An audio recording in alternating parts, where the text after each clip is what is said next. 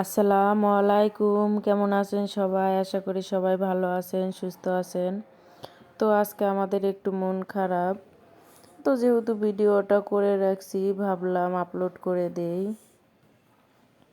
তো কেন মন খারাপ সেটা বলি। আজকে আমার বড় খালু মারা গেছে। সবাই তার জন্য দোয়া করবেন, আল্লাহ যেন তাকে জান্নাতবাসী করে। তো যাইতে পারি না অনেক সমস্যার কারণে। আর আমাকে বলাও হয়েছে অনেক পরে, মাটি হয়ে গেছে, তো যদি নাই দেখতে পারি তো যে ওখানে তো কোনো লাভ নাই। তো এই কারণে আমি আর যাই নাই।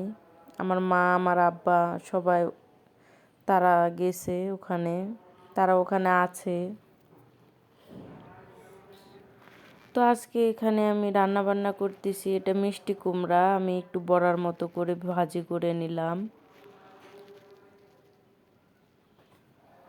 তো আমার ভিডিওটা যদি ভালো লাগে প্লিজ একটা লাইক দিতে ভুলবেন না। আর আপনি যদি আমার চ্যানেলে নতুন হয়ে থাকেন তো অবশ্যই আমার চ্যানেলটিকে সাবস্ক্রাইব করে দিতে ভুলবেন না।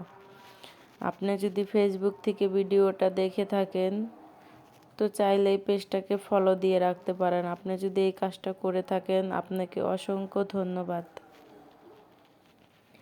তো এটা কিন্তু আজকের ভিডিও না, এটা আমি গতকালকেই করে রাখছি। তো সেটাই আমি ভয়েস দিয়ে আপলোড করতেছি।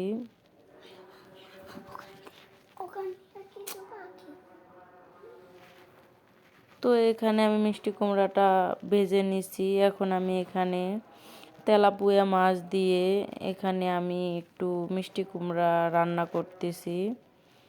তো এখানে সব হলুদ, মরিচ, জিরা,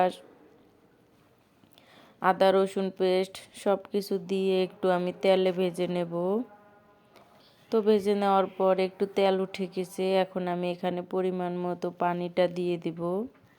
তো এই তো এখন পানিটা বলক এসে গেছে, এখানে আমি মিষ্টি কুমড়াটা দিয়ে কষিয়ে নেব। তো মিষ্টি কুমড়াটা কিন্তু অনেক ভালো ছিল। তো তরকারি আর ভাজি দুইটাই অনেক মজা হয়েছিল। তো এই তো তরকারিটা কষায় এখানে আমি পরিমাণ মতো পানি ঝোলের দিয়ে মাছটা দিয়ে বলক এসে ঢেকে নামিয়ে নিলাম। তো এখন আমি রাত্রের খাবার খেয়ে নেব। তো মিষ্টি কুমড়া ভাজিটা অসম্ভব মজা ছিল। আপনারা যদি চান তো ট্রাই করে দেখতে পারেন। মিষ্টি কুমড়াটা একটু মিষ্টি মিষ্টি ছিল, এই কারণে বড়াটা খেতে অনেক মজা হয়েছিল। তরকারিটাও অনেক ভালো হয়েছিল। তো রাত্রের খাওয়া দাওয়া ভালোই হয়েছে। তো সবাই ভালো থাকবেন, সুস্থ থাকবেন। আল্লাহ।